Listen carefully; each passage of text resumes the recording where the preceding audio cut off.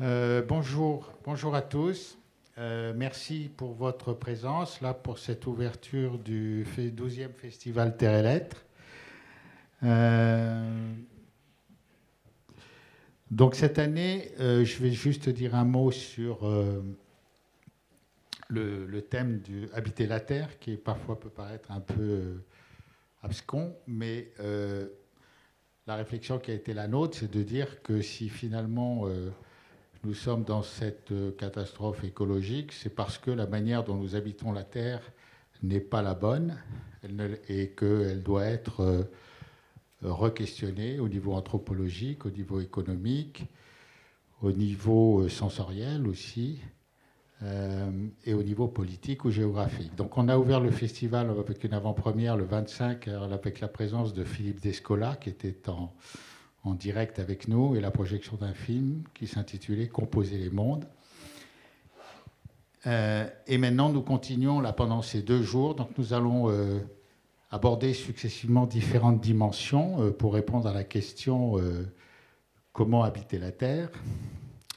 D'abord on va ouvrir cette séance avec le film Autonomie, qui est un film documentaire de Nazarena Matera et de Christophe Deldebio, qui sont présents, qui diront un mot pour l'introduire, qui est un film documentaire, une enquête sur différents lieux où on met en pratique l'autonomie alimentaire, énergétique.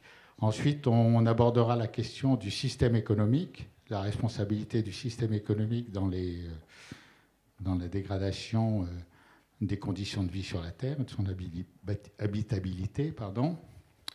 Et ensuite, on abordera une question qui est celle de la biorégion, qui est une réflexion sur la manière d'organiser à la fois le pouvoir, l'extraction des ressources sur la planète, qui est une vision intéressante pour voir comment on pourrait sortir des dérives dans lesquelles nous sommes engagés. Et demain, on abordera 2 questions importantes. La première, c'est la relation qui est la nôtre aux non-humains, principalement aux animaux, les animaux domestiques qui sont destinés à notre assiette, les animaux sauvages qu'on essaye de protéger. Donc il y aura 3 intervenants sur ces sujets. Et on aura une deuxième table ronde sur d'autres manières de parler d'écologie, notamment à travers le roman, la fiction jeunesse, avec Corinne Morel-Darleux, et puis la bande dessinée, comme moyen de parler d'écologie, d'atteindre les gens par leur sensibilité. Enfin, on clôturera avec le film de Lorenza Garcia, Le chant qui guérit la terre, et qui est un documentaire sur la manière dont les Indiens d'Amérique du Nord, Navajo, expriment et vivent leur relation au vivant et à la terre. Donc là, je vais inviter Nazarena Matera et Christophe Deldebio pour qu'ils vous disent un mot d'introduction sur le film qui va suivre.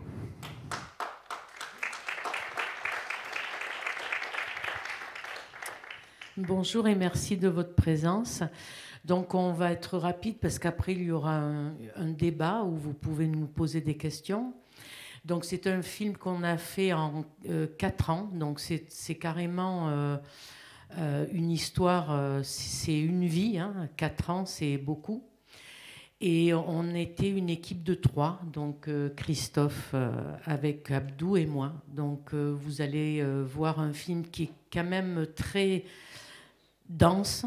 Donc je vous laisse regarder le film et puis on en reparle tout à l'heure.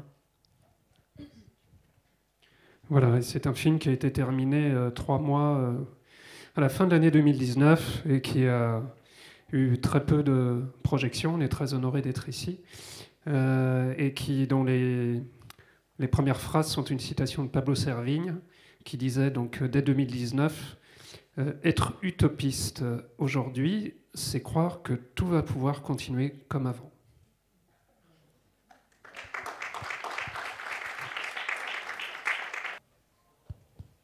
Voilà, je vais inviter Nazarena et Christophe à nous rejoindre sur la scène.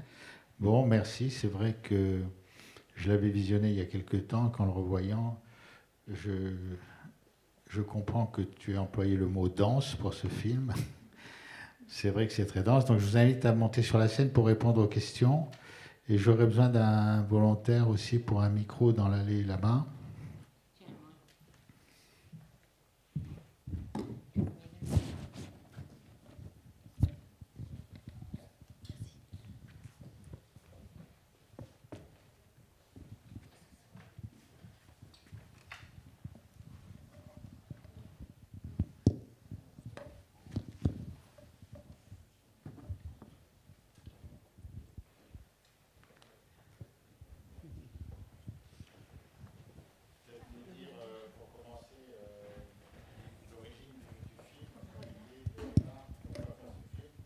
Ah ben oui, ça c'est... l'origine de ce film, c'est en fait... on a fait un film, La pandémie du Nouveau Monde, de l'éveil des consciences citoyennes. Ça fait 10 ans de ça. Et donc qui est d'actualité aujourd'hui, puisque c'était le virus H1N1. Et en fait, ce qui s'est passé, c'est qu'on est allé un peu dans tous les ministères, on est allé à la Commission européenne, voir Rivasi. Et en fait, après, on a découvert des personnes qui se battaient pour justement le H1N1 et qui se sont épuisées et puis qui ont complètement fait autre chose, par exemple du maraîchage bio. On a Fabrice André qui était autonome au refuge de Sarenne. Et c'est comme ça que je me suis dit, on peut vivre autrement. Moi, je ne savais pas parce qu'au départ, je faisais confiance. Moi, au gouvernement, ils sont payés pour ça. Ils ont plein de monde qui travaille pour nous, soi-disant. Et donc, je ne m'occupais même pas de ce problème-là. Et quand je suis allée dans tous les ministères, j'ai entendu des choses, j'ai vu des choses. D'ailleurs, on a fait un bonus qui dure 1 heure aussi sur l'enquête citoyenne. Il y a la quête citoyenne qui est le film et l'enquête citoyenne qui dure 1 heure. Et là, il y a des choses sur ce documentaire qui sont inédites, c'est-à-dire qu'il n'y a aucune caméra qui a filmé des choses que l'on a pu filmer. Et de là, je me suis dit, mais si on peut vivre autrement, je vais voir des personnes qui vivent autrement. Et c'est comme ça que vous avez vu dans ce documentaire Autonomie, voilà. Et je veux dire que pendant 5 ans, le film La pandémie du Nouveau Monde, ça m'a donné à réfléchir sur le monde, sur comment je vivais, et cette envie vraiment de vivre autrement. Voilà. Est-ce qu'il y a des questions sur le film qu'on vient de voir? Donc, pour peut-être comprendre que La pandémie du Nouveau Monde, c'est un film qu'ils ont fait il y a 9 ans. C'est une enquête sur la manière dont, sur l'épidémie de H1N1. Ce film est à votre disposition à la sortie, comme le DVD du film Autonomie. Si vous le souhaitez tout à l'heure, vous pouvez les acheter. Mais peut-être revenons sur les rencontres avec tous ces gens qui ont expérimenté. Quelles leçons vous en tirez, le fil commun entre toutes ces expériences, entre toutes... Est-ce qu'on doit être optimiste? Est-ce que c'est oui, pas trop héroïque? C'est-à-dire, je me suis dit, mais tout le monde pourrait le faire, en fait. Commencer par moi. Je me suis dit, si eux, ils sont arrivés, pourquoi moi, je ne pourrais pas le faire? Et c'est ce que je suis en train de faire. Là, j'ai changé... je suis partie de la région parisienne, je me suis installée en Normandie, et puis je commence à expérimenter l'autonomie, en fait. Voilà. Petit à petit, parce que c'est compliqué, parce qu'il y a pas beaucoup de personnes qui sont formées pour ça. Pour, par exemple, faire de l'eau potable, comme chez Baronnet, j'ai encore pas trouvé, mais ça va venir. Donc petit à petit, je me dis que c'est possible et j'ai ce désir vraiment d'être autonome. mais pas en autarcie. Hein. L'autonomie, c'est pas l'autarcie. Hein.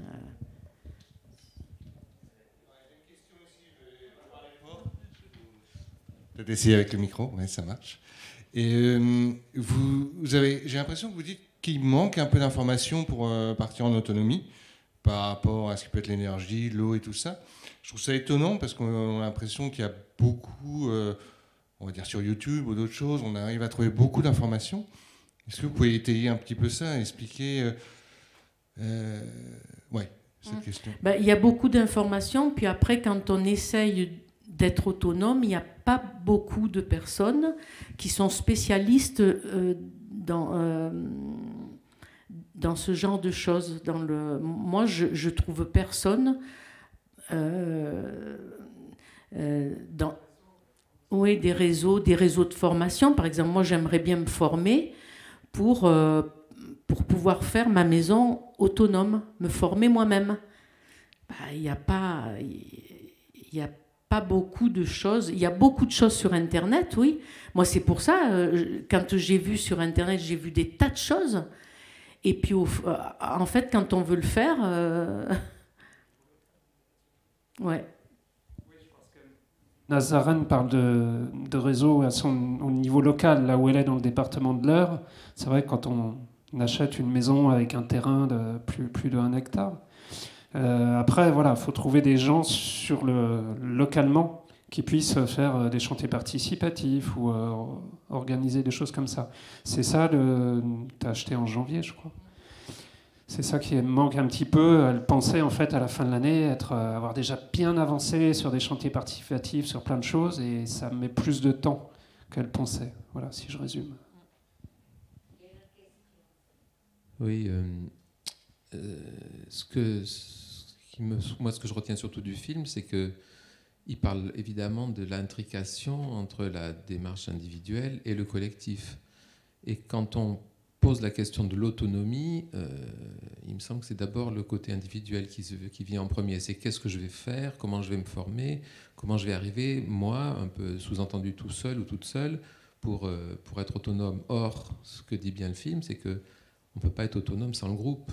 Donc, dans votre démarche, par exemple, d'achat d'une maison en Normandie, est-ce que vous êtes parti de votre désir à vous d'acquérir un terrain, une maison, ou de vous positionner dans un endroit où il y avait déjà un groupe sur lequel vous pourriez vous appuyer pour accéder à l'autonomie, mais de façon groupale? J'étais pas encore prête pour ça, en fait.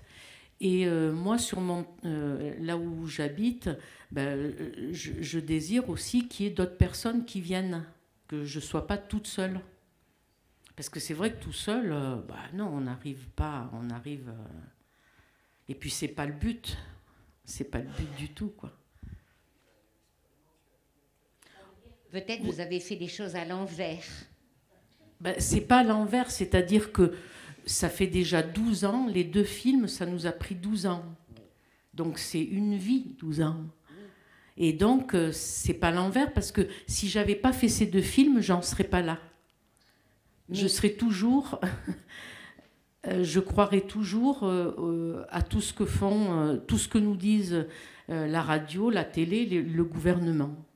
Mais au moment de l'acquisition de la maison dans un certain endroit, à ce moment-là, est-ce que d'abord il ne faudrait pas voir si dans cet endroit-là il y a tout un réseau qui peut justement...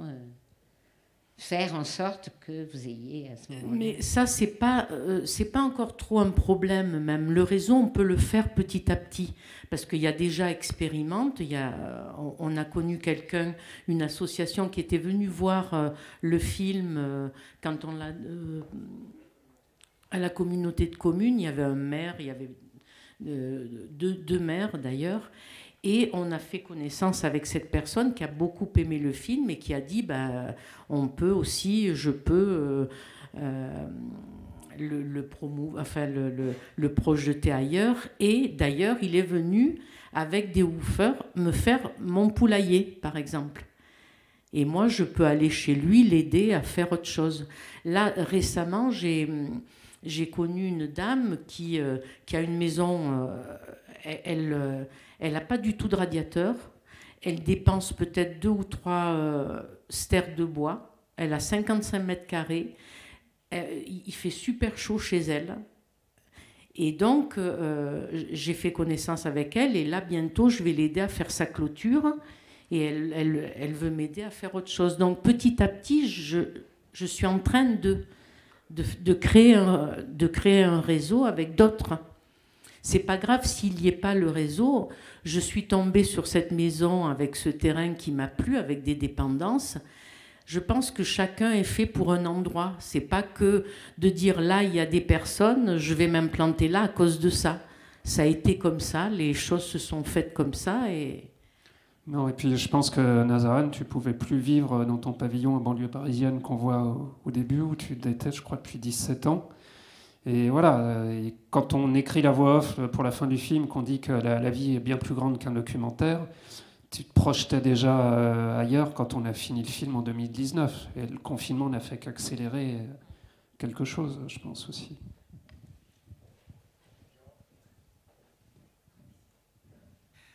A-t-on une idée du nombre de personnes en France qui ont choisi ce mode de vie? Et a-t-on une idée de la progression de ce mouvement sur les 10 dernières années? Non, moi, j'ai pas de chiffres, c'est exponentiel, c'est clair. Il y a de plus en plus de demandes, il y a de plus en plus de gens qui veulent acquérir de la terre et voilà, se projeter, créer des collectifs. On a vu dans le film que voilà, créer des collectifs, fallait aussi apprendre à vivre ensemble et tout ça. On n'a pas écarté ce côté psychologique, voilà, on n'a pas idéalisé du tout, parce qu'on a vu aussi les coulisses un petit peu de tous les lieux qu'on a filmés, qui ont leurs qualités et leurs défauts aussi. Donc il y a plein de choses qui sont en train de se monter. Là, ça a été un accélérateur depuis 1 an et demi. Moi, je ne connais pas trop les chiffres. Maintenant, il faut être réaliste. Tous les gens qui se projettent là-dedans, il faut bien qu'ils aient conscience du changement qui les attend au quotidien et sur la durée. On ne se lance pas comme ça à l'aveuglette dans des projets d'envergure.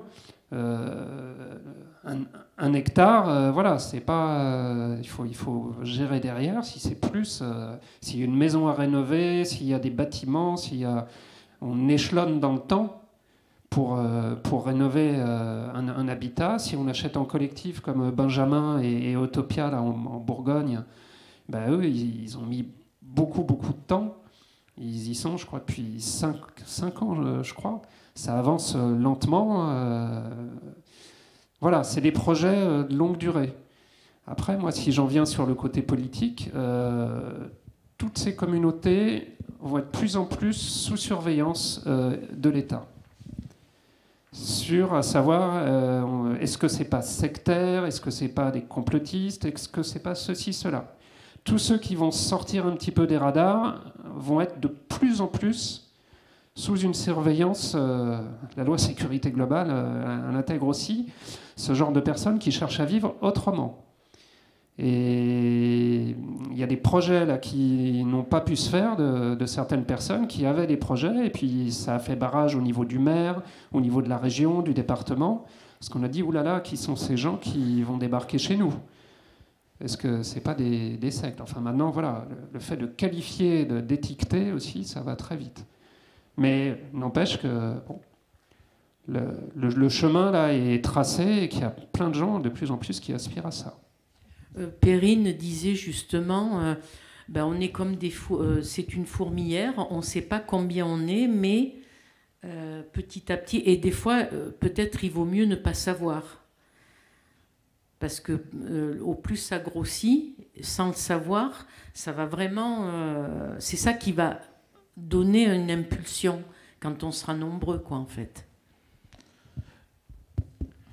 Oui, moi je trouve qu'un point, c'est monsieur a relevé ce point, je trouve que c'est ça qui est très intéressant dans le film, c'est que l'autonomie, c'est un projet collectif, en fait, c'est pas un projet individuel, et que si on veut vraiment atteindre l'autonomie, et ça votre film le montre très bien, il faut le faire avec d'autres. Et je me demande si la difficulté n'est pas que culturellement, nous sommes tellement habitués à vivre dans un monde où on vit seul un peu. On a des relations, mais qui sont pour l'essentiel, on va dire, commerciales, marchandes, Même les services à la personne maintenant sont marchands pour la majorité. Donc on est tellement habitué à vivre dans un système qui est comme ça qu'on imagine que l'autonomie, c'est vivre de la même manière sans ces rapports marchands. Mais en fait, c'est pas ça. C'est une révolution culturelle dans sa manière de vivre avec les autres. Et c'est ce qu'explique très bien Pablo Servigne sur on ne sait plus négocier des décisions en collectif, accepter les volontés contradictoires des autres, enfin voilà. Et ce qu'explique aussi le maire avec les décisions d'assemblée consultative. Donc c'est ça que je trouve qui pour moi me semble le sujet de réflexion principal par rapport à ce film très riche qui nous montre des choses absolument passionnantes et des gens merveilleux. C'est ça qui me paraît personnellement le plus intéressant. Si je devais résumer, ce serait il faut apprendre à désapprendre. Oui, et un petit complément là, contrairement aux mots de Perrine dans le film, est-ce que vous avez le sentiment que ces entités, elles font appel à la désobéissance civile ou au contraire, elles doivent s'inscrire dans le contexte, on va dire, juridique du moment? Est-ce que vous avez ce sentiment qu'il faut... alors moi j'en témoigne en étant paysan, pour cultiver des blés anciens, il faut être dans la désobéissance civile, il n'y a juste pas le choix. Le cadre, il est celui-là, et donc il y a d'autres lieux comme ça où ça s'applique. Est-ce que dans votre parcours et vos échanges, vous avez ressenti très fortement ça autour de l'habitat, par exemple, autour d'autres dynamiques? Oui, Benjamin, et puis il contourne Benjamin, et même Baronnet, il le dit, hein, dans le film. Oui, en fait, Baronnet, il demande plus ou moins l'autorisation, alors il dit je veux faire un garage. Et puis il fait la maison à 10 000 euros, comme ça. Et une fois que ça existe, voilà. Mais il est connu pour ça par là-bas, Loire-Atlantique. Après, oui, c'est la force d'aller jusqu'au bout des choses, c'est-à-dire pousser un petit peu la ligne, comme dit Benjamin, et aussi expérimenter, sortir des normes, s'affranchir, entre guillemets, hein, puisqu'on est esclave, donc on pourrait s'affranchir. Au niveau des normes, Roland Gori nous dit aussi que voilà, il faut trouver l'autonomie de penser et d'agir et de réfléchir un petit peu en dehors du cadre. C'est ce qu'on dit dans la voix off aussi pour les maires, pour les politiques. Ça nous concerne tous, hein, cette histoire de normes, puisque les normes se resserrent de plus en plus. Là, si on est tous ici, c'est parce qu'on clignote vert, entre guillemets, on clignote pas rouge sur le pass ou sur d'autres choses. C'est parce qu'on est valide, normé, conforme. Et tout ce qui n'est pas normé, normal, est anormal, avec le A privatif. Et si je dois résumer juste d'une phrase, l'OMS a écrit sur son site internet le 4 décembre 2020, la vaccination doit devenir une norme sociale.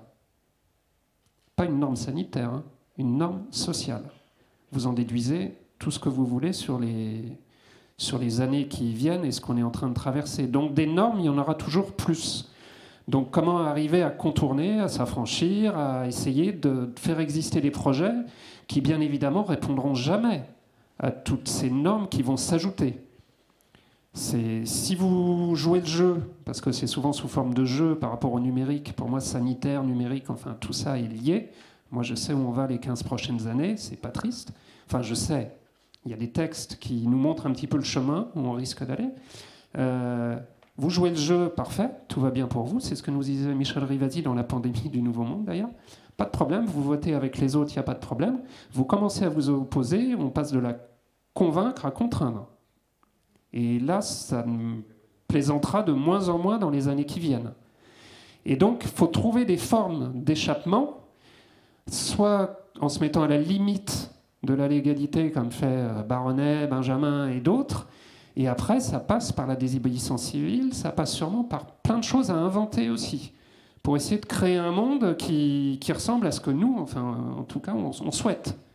Et pas parce qu'il est souhaité par des gens qui vont normaliser, nous dire comment se comporter pour bien se porter. Normaliser les comportements, normaliser les esprits. Donc il y a tout ça on a une période de basculement là-dessus, sur les normes et la normalisation des corps et des esprits.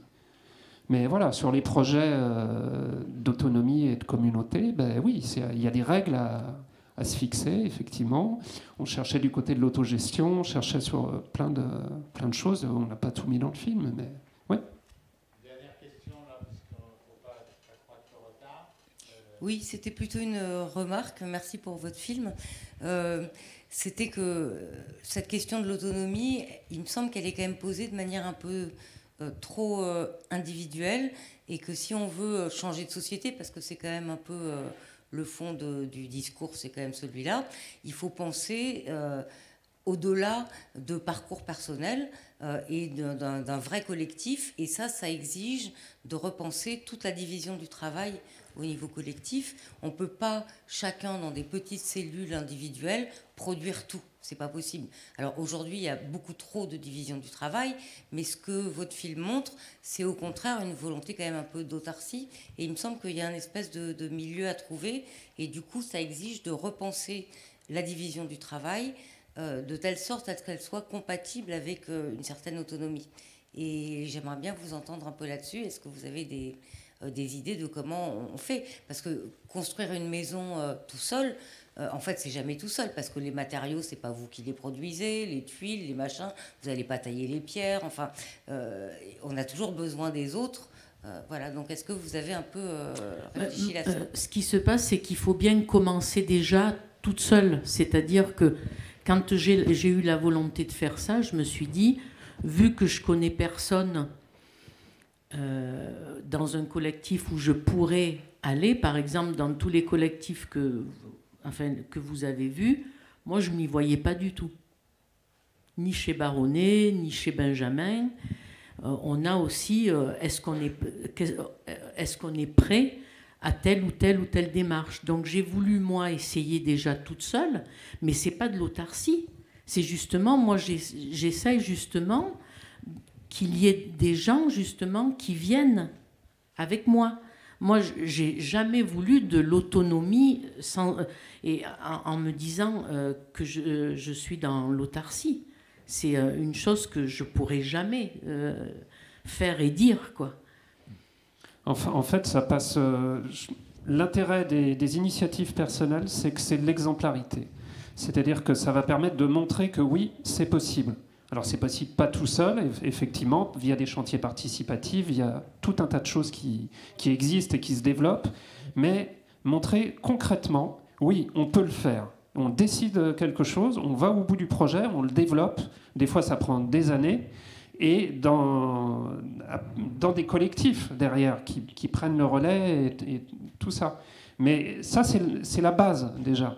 Après, effectivement, qu'il faut une organisation autre du travail, enfin au niveau collectif, mais ça nécessite de changer de logiciel ou de faire évoluer. Mais je pense que c'est important de partir de l'exemplarité de tous ces gens qui font déjà des choses, pour après développer d'autres manières de faire, mais à échelle plus globale. Et ce que nous disait Perrine, c'est, je pense qu'on l'a gardé au montage, c'est qu'elle dit on ne peut pas faire trop large, trop global, à l'échelle d'un État, ou etc., parce qu'on revient à des choses collectivistes ou autres. Il faut que ça reste quand même où il y ait du réseau, mais un réseau à taille humaine presque, mais qui s'agglomère avec d'autres réseaux à taille humaine. Après, c'est une organisation du territoire, voilà. Et il peut naître des choses comme ça, beaucoup plus larges, mais en partant d'un ancrage local et qui se développe. Ok. Mais juste pour terminer, déjà, si on a le courage déjà de le faire toute seule au départ, parce que moi, il m'a fallu beaucoup de temps pour changer. Moi, je ne pouvais plus vivre là où j'étais. C'était vraiment plus vivable pour moi intérieurement, psychologiquement.